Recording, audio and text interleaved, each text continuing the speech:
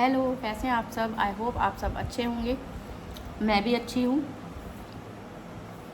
आज मन थोड़ा उदास है और वजह भी नहीं पता। किस किस के साथ होता है ऐसा। मेरे साथ तो बहुत होता है। ऐसा लगता है कि कोई कोना मिल जाए और मैं रो लूँ उसमें जाके। और ज़्यादातर अगर कोई देखेगा तो वही सोचेगा कि कोई बात है, लेकिन होता है। कभी कभी क्या होता है, सीधी बातें भी उल्टी लगती हैं। उल्टी बातें तो उल्टी लगती हैं अगर, और सीधी बातें भी उल्टी होती हैं। ऐसा नहीं है मुझे किसी की याद आ रही है या फिर मैं अपनी फैमिली को मिस कर रही हूँ। दीदी से मेरी रोज़ बात हो ही जाती है तो सब ठीक है। अभी वो आई थी तो हम मिले भी थे। दिमाग भारी भारी रहता है कभी कभी, पता नहीं क्यों। अब कोई मुझे पागल समझेगा इस बात को लेके तो मैं उन लोगों की मानसिकता का कुछ कर नहीं सकती, लेकिन जो मुझे फ़ील होता है वही मैं आपसे शेयर कर रही हूँ। जितने भी लोग मुझे देखते हैं, कोई तो मुझे देखता ही होगा ना, तो आप ये सोच लीजिए कि मैं आपसे ही ये बात शेयर कर रही हूँ। और मेरा ना सारा जो चीज़ें हैं ना वो मेंटल हेल्थ पे डिपेंड करती है। अगर मान लीजिए मेरा मन उदास है तो मेरा मन नहीं करेगा कुछ भी करने का, ना किसी से बात करने का मन करेगा, ना कोई काम करने का मन करेगा, अब ना कुछ शूट करने का मन करेगा, ना कहीं जाने का मन करेगा। यही है। और ऐसा होता है कभी कभी, और वैसे मुझे लगता है हर किसी के साथ ऐसा होता होगा।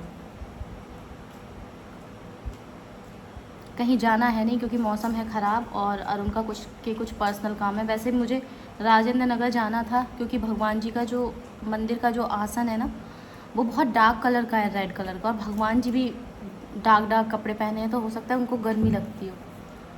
तो ये बात भी दीदी ने ही बताई। अब जो चीज़ें मेरी ज़िंदगी में होती हैं मैं आपसे वही शेयर करती हूँ ना।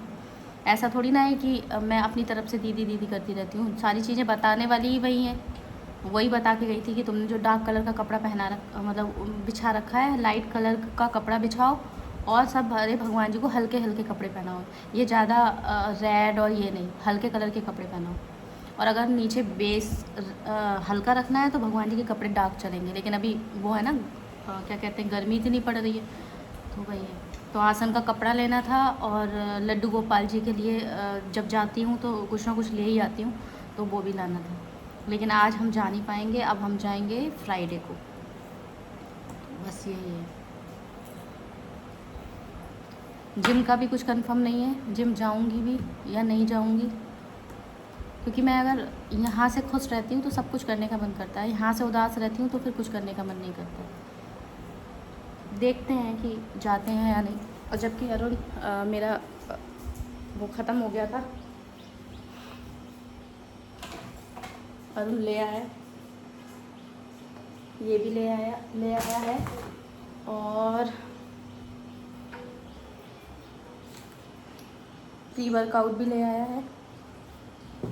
वो मुझसे बोलेगा कि तुम जाओ, तुम्हें जाना चाहिए जिम।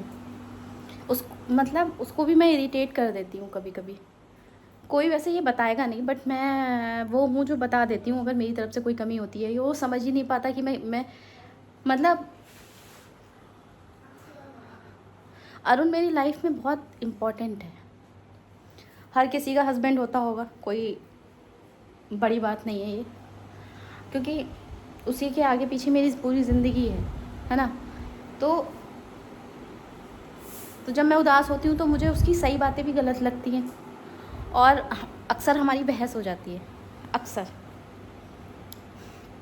इसमें कोई तारीफ़ की बात नहीं है, लेकिन मैं क्या करूँ, मैं परेशान होती हूँ तो मैं उससे बोलती हूँ। फिर वो जब कुछ बोलता है तो फिर वो बातें हमारी लड़ाई में तब्दील हो जाती हैं। और वो हमेशा की तरह जब देखता है कि मुझे नहीं समझ आ रहा कुछ कि मैं क्या बोल रही हूँ, कौन सी बात से मैं परेशान हूँ, तो वो मेरे को छोड़ के भाग जाता है थोड़ी देर के लिए। फिर थोड़ी देर बाद आके नॉर्मल बातचीत होती है, फिर मैं नॉर्मल हो जाती हूँ।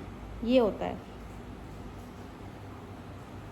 वो कुछ कहता भी, वैसे अरुण और मेरे अंदर कुछ चीज़ें अलग हैं। वो हमेशा दिमाग से सोचता है, मैं हमेशा दिल से सोचती हूँ। ये एक चीज़ है जो हम दोनों को मतलब अलग है एकदम। उसको नहीं फ़र्क पड़ता कि किसी ने कुछ कह दिया, उसे कोई फ़र्क नहीं पड़ेगा। कोई उससे बात कर कोई उससे बात करेगा, करे ना करे, उसे कोई लेना देना नहीं है। वो कहता है कि सिर्फ उन चीज़ों हमें अपने बारे में सोचना है, अपने बारे में, प्रखर के बारे में सोचना है। हम लोगों के बारे में सोच के क्यों टाइम वेस्ट करें? मैं नहीं करती टाइम वेस्ट, मैं नहीं सोचती लोगों के बारे में। ना मेरी कोई ऐसी बात होती है उनसे कि मैं ये बोलूँ, क्योंकि मैं ऊपर रहती हूँ, नीचे वाले नीचे रहते हैं। तो कभी कोई हॉट टॉक होती है तो वो बहुत रेयर होती है।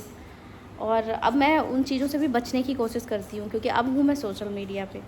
तो मुझे ऐसा लगता है कि कहीं ऐसा ना हो कि मैं मतलब कुछ बोल दूँ और फिर बाद में मुझे लगे नहीं बोलना चाहिए था, ये बहुत छोटी सी बात थी, बाद में ये चीज़ें मैनेज हो जाती, तो बोलने की आवश्यकता थी नहीं। ये बहुत बड़ी प्रॉब्लम है, क्योंकि छुपता नहीं है। मेरा फेस ऐसा है ना कि अगर मैं खुश हूँ तो आपको बहुत जल्दी पता चल जाएगा कि मैं खुश हूँ, और अगर मैं उदास हूँ तो वो भी बहुत जल्दी पता चल जाएगा कि मैं उदास हूँ।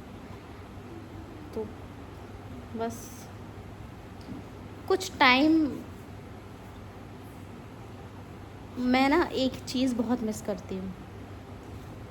वो चीज़ें अब सोचती हूँ तो लगता है कि हाँ, वो चीज़ें कर लेनी चाहिए थी। मम्मी के साथ टाइम स्पेंड अच्छे से करना चाहिए था। उस टाइम ये तो पता भी नहीं था कि मम्मी को मतलब ऐसे मम्मी चली जाएंगी, लेकिन मुझे तो यही लगता था कि ठीक हो जाएंगी। लेकिन जब बाद में पता चला उनको कैंसर था, और डॉक्टर ने डिक्लेयर कर दिया था कि इनके पास सिर्फ 6 महीने हैं। वो एक डिप्रेशन वाला टाइम गया बहुत ज़्यादा। उस मनोस्थिति को कोई नहीं समझ पाया मेरी, और उसी स्थिति में अरुण की एंट्री हुई तो और लोगों ने मुझे गलत साबित किया। बहुत कुछ बोला कि मम्मी के जाने का इंतज़ार कर रही थी, या मम्मी के बीमार होने का फ़ायदा उठाया, या ये सब चीज़ें बोली। लेकिन किसी ने ये नहीं सोचा कि उस टाइम मैं क्या फ़ील कर रही थी, क्योंकि कोई पूछने वाला तो था नहीं। सब अपने अपने में लगे थे, कोई मुझसे नहीं पूछने वाला था। पापा क्या ही पूछते, पापा ऑलरेडी बीमार रहते हैं मेरे। अभी कुछ अच्छा बोलेंगे मेरे बारे में, कब क्या बोल दें अंदाज़ा ही नहीं है। तो बस, और उस कंडीशन में अरुण सपोर्ट करता था। मतलब सपोर्ट क्या, मतलब जैसे वो बिंदास रहता है वैसे ही वो मेरे को बोलता था बिंदास रहने का, सब चीज़ें सोचने का नहीं। जो होना था वो हो गया, लेकिन उदास रहने से कोई फ़ायदा नहीं है, अपना ही नुकसान है। लेकिन कुछ बातें सिर्फ बोलने में अच्छी लगती हैं, क्योंकि जिस पे बीतती है उसको ही पता चलती है। तो बहुत कम टाइम मिल पाया मम्मी के साथ, क्योंकि वो पढ़ने लिखने वाली स्थिति, फिर मम्मी कुछ कह रही हैं सुनना नहीं है। वो एक एज होती है ना, आप उस एज में होते हो तो आपको सामने वाले की बात गलत ही लगती है, चाहे वो मम्मी हो, पापा हो, कोई भी हो। तो बस कुछ चीज़ें मम्मी बोलती थी मैं नहीं सुनती थी, और आज वही चीज़ें जब मेरे साथ होती हैं तो मुझे लगता है कि उस टाइम मुझे मम्मी की बातें सुन लेनी चाहिए थी। पता है, आप ना अपने मन की बात अगर किसी से शेयर कर लेते हो ना, तो ये सबसे बड़ी मेडिसिन होती है। डिप्रेशन बहुत बुरी चीज़ है, और कि आप कुढ़ रहे हो अंदर ही अंदर, कह नहीं पा रहे किसी से। अब मैं आप लोगों से शेयर कर देती हूँ तो मुझे हल्का फ़ील होता है, मुझे अच्छा लगता है। मुझे ऐसा लगता है जैसे फ्रेंड्स होते हैं ना, कि आपस में कोई दिक्कत है, परेशानी है, शेयर कर दिया। लेकिन मैं मतलब जब आप लोगों से शेयर कर लेती हूँ तो मुझे ऐसा लगता है कि मैंने किसी अपने फैमिली मेम्बर से शेयर कर लिया, और आप लोग मुझे सुन रहे हैं। बस इतना ही काफ़ी है। तो बस यही आज का ब्लॉग रहा, मेरी बातें हो गई आपसे। और उधर देखिए शैतानी, इनका पूरे दिन यही चलता है। तो ठीक है, फिर मिलते हैं नेक्स्ट वीडियो में। तब तक के लिए आप अपना ध्यान रखिए, स्वस्थ रहिए, और लाइफ में कोई एक ऐसा बंदा रखिए जिससे आप अपने दिल की हर बात शेयर कर पाएँ, और जिससे आप शेयर कर रहे हैं ना अपनी बात, वो आपको जज ना करे, क्योंकि गलत हो सकते हैं। मैं भी बहुत जगह गलत हो सकती हूँ, लेकिन कहने का तरीका होता है कि नहीं यहाँ पे तू गलत है, ऐसे ठीक कर ले। तो वो लोग आपको जज ना करें, आपको समझें कि आप किस मनोस्थिति से गुजर रहे हैं। बस यही है। तो ठीक है, फिर मिलते हैं नेक्स्ट वीडियो में। तब तक के लिए